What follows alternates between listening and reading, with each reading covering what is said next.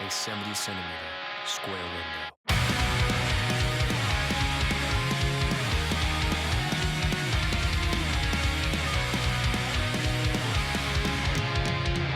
Raging Blast 1 felt like a bit of a downgrade from Spike's previous Budokai Tenkaichi series. Many of the flaws that had been addressed in the previous 3 titles had resurfaced, but Raging Blast was the start of a new series, and for a new generation of consoles, and the Budokai Tenkaichi series didn't exactly get off to a great start either. Raging Blast 2 was released in 2010, just 1 year after the first title. Many people consider this game to be one of the best DBZ games out there, so I was expecting quite a bit from the sequel. Something along the lines of the improvements seen from Tenkaichi 2, which was a huge jump in quality from Tenkaichi 1. So did Raging Blast 2 meet these expectations?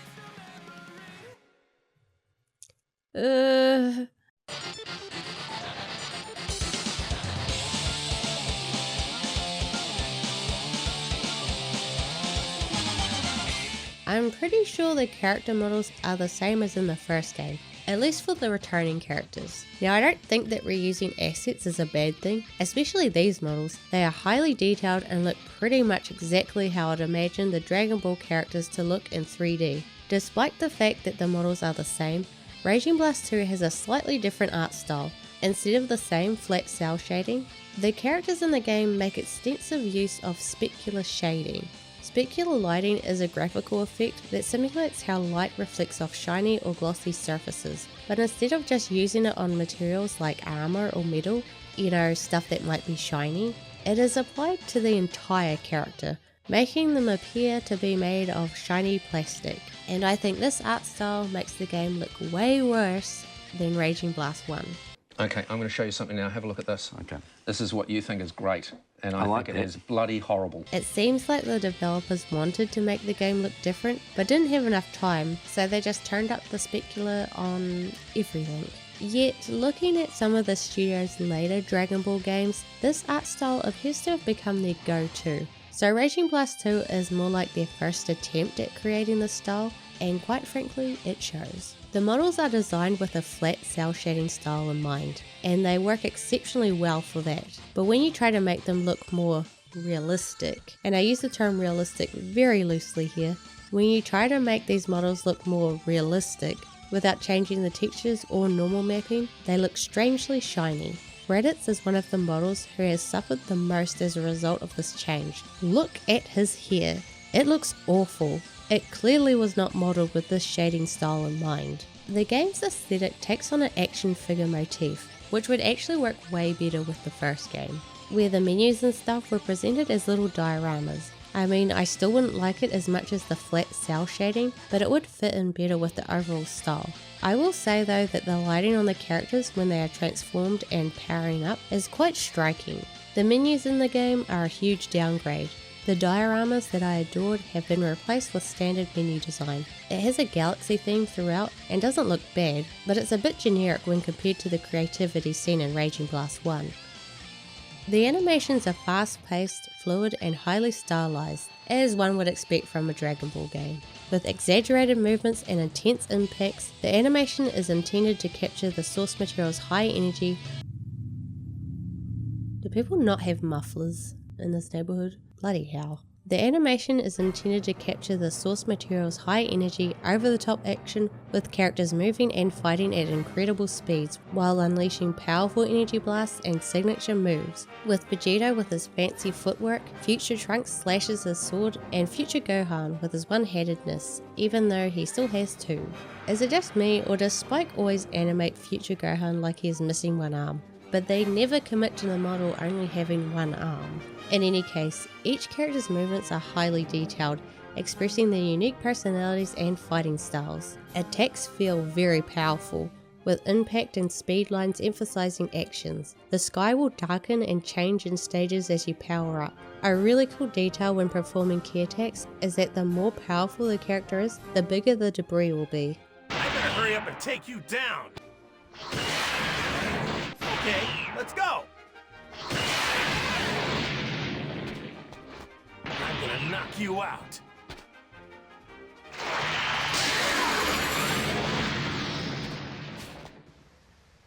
my knee! The stages are large and highly detailed. They've got some nice destructible elements that help to sell the strength of some of these attacks. Characters will recoil and flinch when attacked and will show battle damage as fights rage on. The key effects are absolutely stunning. The ultimate attacks, as usual, are a huge highlight. When Tien uses Neo Tri-Beam, he loses health and will eventually fall to the ground. Neo Tri-Beam!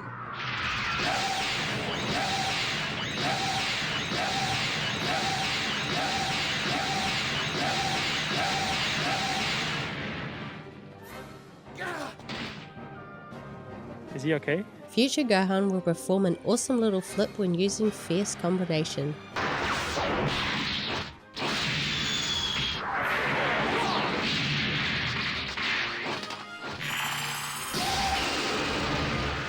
Taba will even call in his spaceship to bash a fighter's face in.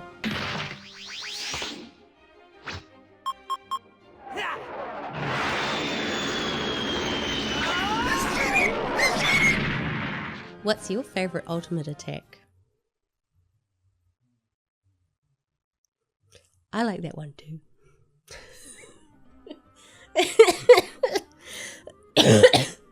Oh, I'm dying. Honestly, what really sells a lot of these ultimates is the character's reaction. They're just like... I'm dying. If you find value in the many hours of this channel's content, then become a channel member today, or consider giving a small tip through the Super Thanks feature.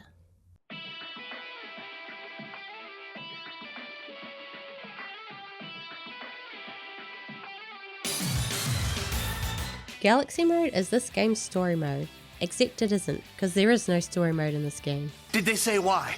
Did they say? This really sucks, considering how extensive Raging Blast 1's story mode was. This is a huge downgrade. Well, I guess it isn't a downgrade, it's more like a no grade because it doesn't exist.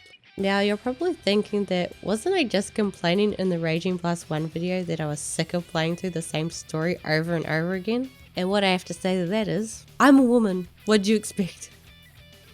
Complaining is what we do best. We complain that it's too dark, man make fire. It's too cold, man build house. I'm bored, PlayStation. That's what makes the world go round. Oh god. I was just waiting for a person with pink and blue hair to break down my door and scream at me.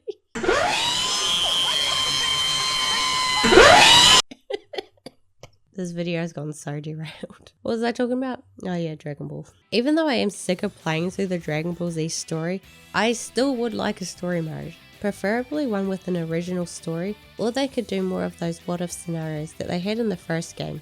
I like those. I mean, they were nothing amazing, but they were at the very least entertaining. Galaxy Mode does this in a way, but there are no cutscenes or anything, just a lot of little interactions between characters through banter during fights. Answer me. Who are you? It's Big Green! Let that child alone. One thing that threw me off a bit was when I first heard Teen Gohan's voice. Don't expect any mercy from me! I was like, pardon?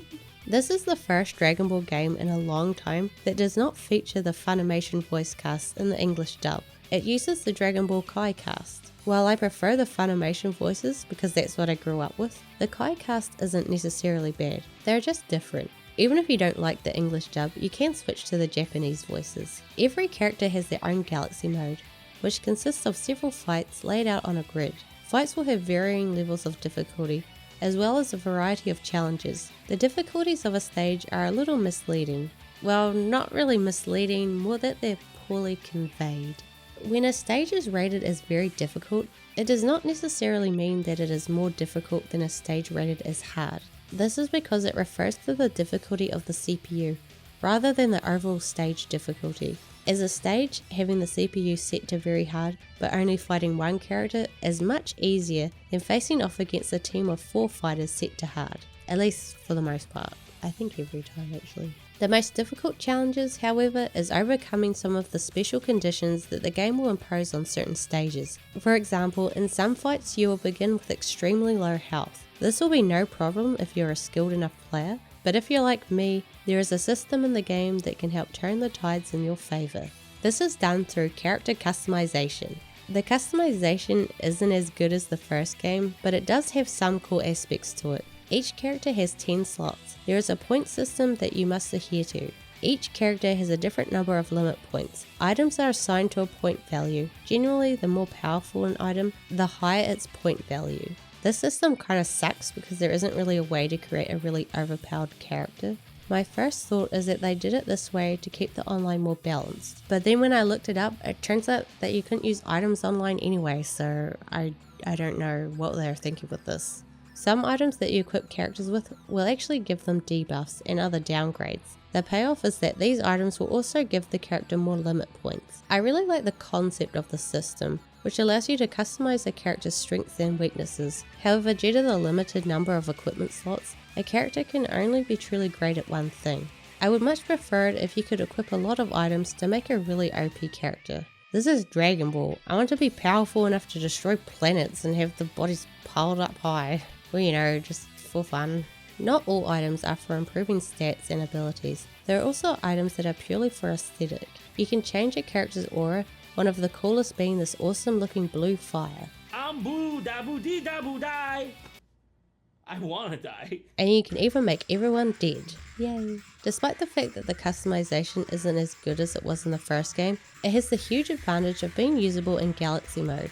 And this is how you can get around some of the more challenging fights in the mode. You can equip items that allow you to bypass some of the fight's parameters. You can equip the item Health Auto Recover in fights where you start with extremely low health. When the match begins, you can play Keep Away for a while to replenish your health. Prompts will appear on the top right corner of the screen during some fights. These are referred to as perfect actions. They can range from using a specific move to dealing a certain amount of damage in a combo, transforming, and a lot more. You will be rewarded with items if you complete all of these actions. This is how you obtain the items that can be used to avoid some of the special mission conditions in Galaxy mode. As previously stated, each character has their own Galaxy mode, and the game claims to have a total of 100 characters, but there are really only 60. The game counts the transformations as different characters, but honestly, they are being deliberately misleading. Nobody thinks of Goku in his Super Saiyan form as a different character than Goku in his base form. They knew what they were doing. Not all characters will be unlocked from the get-go, and you will need to play through Galaxy mode to unlock them. In fact, in this mode, you will be unlocking a lot of stuff. When you begin a Galaxy playthrough with Goku, for example, he will only have access to his base form to begin with. As you progress through the mode, you will gain access to all of his transformations, with the exception of Super Saiyan 4, which is still not available in this game, because they don't like GT. GT did not happen, does not exist. But they do have the Big Bang Kamehameha, even though there is no Super Saiyan 4 Gogeta. We're just gonna ignore that. You also gain access to more supers, items, and for some reason, some random screenshots from the show. And when I say random, I mean really random. Like, what the heck? Got a nice tip for you right here in my pocket for my arthritis. Why don't you reach in there and fish it out for yourself? Out of the hundreds of episodes and the thousands of frames, they picked this one. This one? Some fights are team battles, but these fights will be grayed out until you unlock the supporting character. A character's galaxy board or grid, or whatever it's called, will start off quite small, but it will branch out as you complete fights. There's also a boss fight in each galaxy. It has a kind of flaming effect around the node. That's how you know it's a boss fight. It also just says it's a boss in the description, which I only just noticed when watching back the footage. I'm an idiot. You will receive a Dragon Ball for defeating a boss. If you collect all 7, you will be granted a wish from either Shenron or Piranga. Piranga is a rare summon, and I don't believe there is any way to influence the RNG to get him. As far as I can tell, it's completely random. Like in the source material, he will grant you 3 wishes instead of only 1. Galaxy mode is quite good for what it is. There are plenty of battles to complete, and it's nice that you can play as any character you want. They put in a lot of unique lines of dialogue between characters. While not a replacement for a story, it does make the fights more interesting. However, it feels more like an extra mode to play on the side, instead of being the main mode, as Dragon Battle Collection was for Raging Blast 1.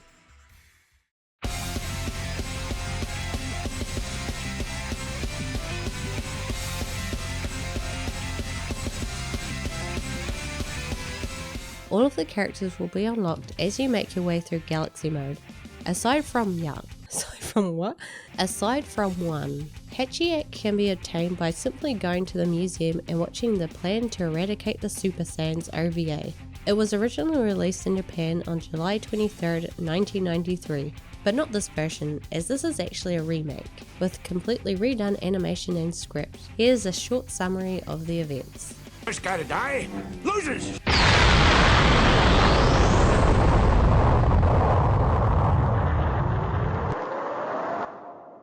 The film is available right from the beginning of the game, so you can just get this guy straight away.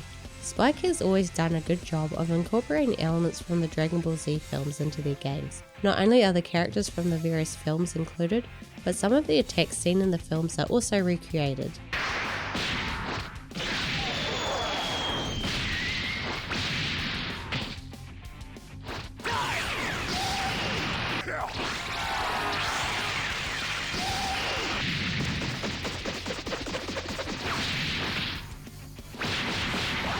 Time for your punishment!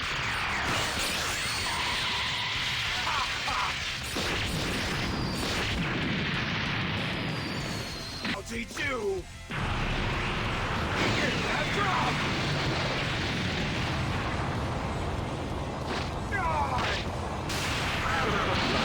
Now I see why my brother was no match.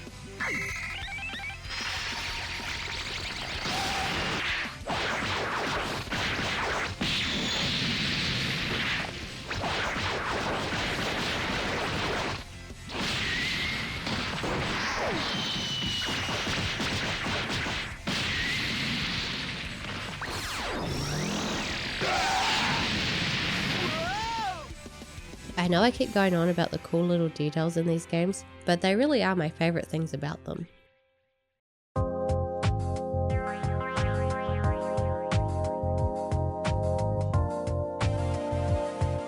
Raging Blast 2's other main mode is called Battle Zone. These are a series of battles in which you can fight as any character and with any items you want. However, stats can be obtained by fulfilling various conditions in battle zones. Super attacks unused and stat bonus items unequipped will always be 2 of the stamps for each battle, so if you want to earn more stamps, you must be mindful about the items you equip to your character. As you progress through the battle zones, the number of challenges will increase, and the majority of them will require you to equip items with debuffs. Each zone will also be assigned a handicap. So what exactly do the stamps do? They're similar to the stars in Raging Blast 1. As you collect these stamps, you will gain access to more content, such as items and weird screenshots. When you complete a battle zone, you will occasionally unlock enhanced characters. Enhanced characters are equipped with preset items that cannot be changed, but are usually quite powerful. It's kind of unclear as to when these characters will be unlocked though. I got nothing when I beat Zone 1 as Goku, but when I beat it as Trunks, I got his enhanced version. I don't know why. Is it because the last boss is his dad and beating up your dad is good? Alternate routes will be available in some zones. These routes appear when certain conditions are met. After completing all the battle zones, the ultimate zones will become available and they are much more difficult. I'm going to be honest with you guys, I gave up. The battle zone just feels a lot like playing through Galaxy mode, but with extra steps, and I was kind of getting a bit burnt out. So yeah, this was the last mode I played and I was kind of like, I'm kind of done. That's just me being honest. As for the other modes, Raging Blast 2 has a good practice mode that is pretty much identical to the first game. There is also a tournament mode, but I'm not going to go over it, we all know what it's about. There's online, which is most likely dead at this point, and then there is the museum, where you can look at all your amazing screenshots.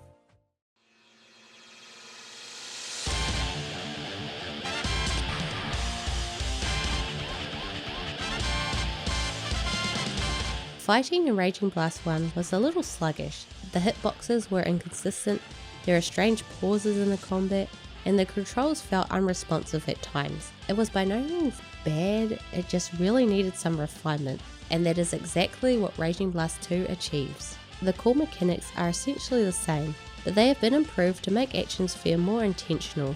It's a little faster paced, combos are smoother, weird pauses are mostly gone, and it just feels a lot better to play in general. Since I already went over a lot of the mechanics in my Raging Blast video, and the gameplay is so similar to the original, I won't go into too much depth here, at least in the aspects I've already discussed. The basic movement is the same as it was in Raging Blast 1.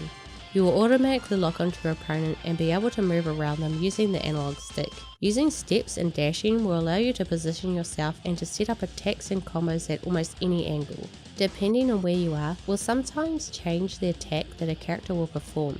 Steps are a situational technique used in a close proximity to your opponent before, during or after attacks and combos. Dashing makes a comeback and remains one of the most effective movement tools. A homing dash is ideal for quickly approaching your target, but it can also be cancelled by pressing the guard button halfway through. This is known as a sudden stop. The ability to cancel a homing dash is surprisingly useful because sometimes you just want to get close to your opponent but not right up in their face, and it's nice to have this option so easily available.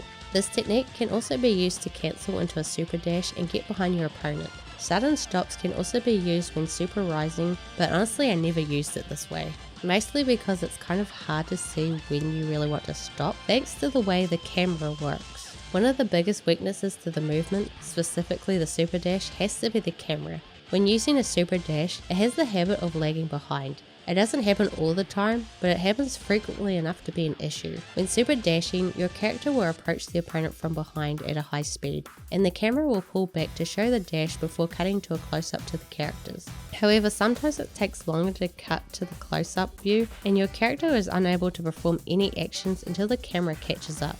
It does the same thing in Raging Blast 1, but it stands out more in this game because it's one of the few times when the camera is really annoying. If you haven't watched my Raging Blast 1 retrospective, one of the things that annoyed me the most about that game was the absolutely atrocious camera. If I'm being completely honest, it almost ruined the entire game for me. The camera was dead set on riding your character's ass and would constantly clip through it, or find the absolute worst camera angle imaginable. Thankfully, the camera in Raging Blast 2 is far superior. It doesn't stick so close to your character's back and will move to more of a side view, making both fighters way more visible. The camera no longer lags behind the action now that the game allows it to pull back slightly. It keeps track of the player and opponent during battles even if they move quickly or jump into the air, for the most part. It still has some issue when a character is directly above or below you. Overall, I am really happy with the improvements they made to the camera. When you send your opponent flying into the air, you can follow it up with a pursuit attack. By pressing the dash or rush button immediately after launching them, your character will chase them down and hit them in a different direction, which you can change by tilting the left stick in the desired direction. In a teleport pursuit, you will teleport to your opponent and knock them around. When your character is in high tension mode, they will end a chase sequence with a super attack. A total of 5 pursuits can be chained together. They occur quite often during fights and feel very DBZ-ish. They're entertaining when you're the one doing the pursuing, but they're a pain when you're on the receiving end. The animations can be quite lengthy, especially when doing 5 in a row. Assault Chase is similar to Pursuit, but it has more of a melee focus, allowing you to extend your combos. Every Assault Chase begins with rush attacks, and is then followed by a specific combination of key, signature, charge, dashes, and so on. However, this combination is unique to each character. Sort of. Each character is assigned a different type of assault chase. I believe there's like 6 or 7 of them, or maybe 5, I don't know. There's more than one, which is one too many. So you'll have to memorize the appropriate combo for the character you're using.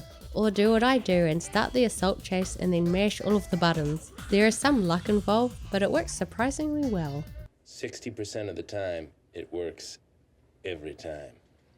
That doesn't make sense. What? You're expecting some MLG shit? If you hadn't noticed from my other videos, I suck. So I just do what works for me. Unless you're in Raging Soul mode, there is a hard limit to how many assault chases and combos you can do in a row. Raging Soul can be activated when first entering high tension. The game will only give you a small window of time to enter this mode, so you need to make sure to press the button at the correct time. When in Raging Soul mode, your character is surrounded by a massive purple aura and the sky darkens.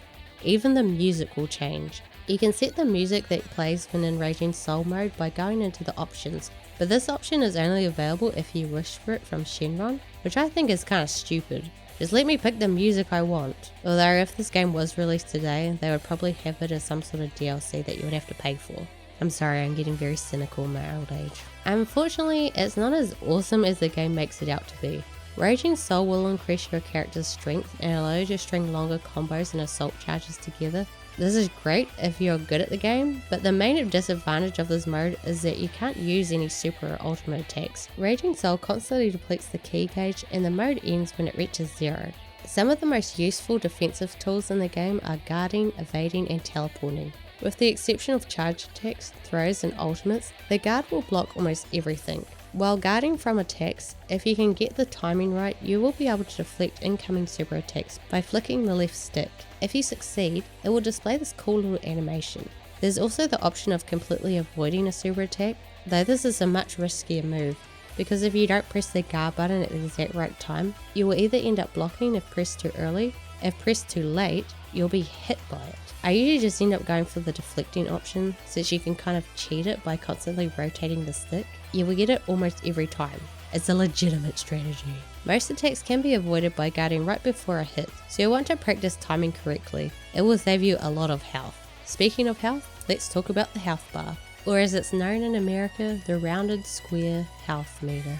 Raging Blast 2 addresses many of the issues I had with the first game, but it also introduces new ones. And just to get it out of the way, it's the health stocks. That's what is worse. They are extremely difficult to see, especially on a grassy stage. The colours of the gauge were changed to be much more vibrant, and the flashing is more visible when in low health. They still didn't make the multiple health gauges different colours, which seems like a simple thing to do, but they didn't. As a whole, the HUD is much more user friendly. If you're knocked down, you can roll by pressing any of the face buttons immediately before hitting the ground. This is great for making a quick recovery, and you can even go straight into a dash after finishing a roll, allowing you to jump right back into the action. In this game, quick recovery is much less annoying. Instead of having to waggle the analog stick, you just have to press the face buttons, which is way less awkward, and you won't want to be knocked down for long, as you can be thrown when lying on the ground. Raging Blast 2 has a lot of these minor gameplay tweaks that just make it feel better to play. Raging Blast 2 maintains the rush, smash and signature attacks from the first game, which can be chained together to deal damage to your opponent.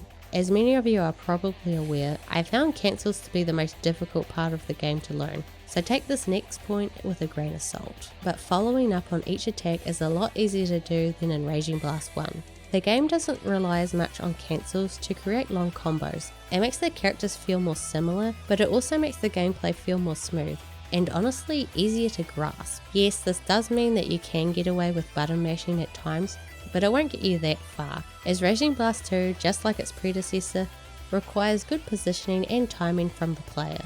The gameplay is more responsive, snappier, and those weird pauses that I experienced in the first game are pretty much gone. Spike did an excellent job of refining the fighting system of Raging Blast 1.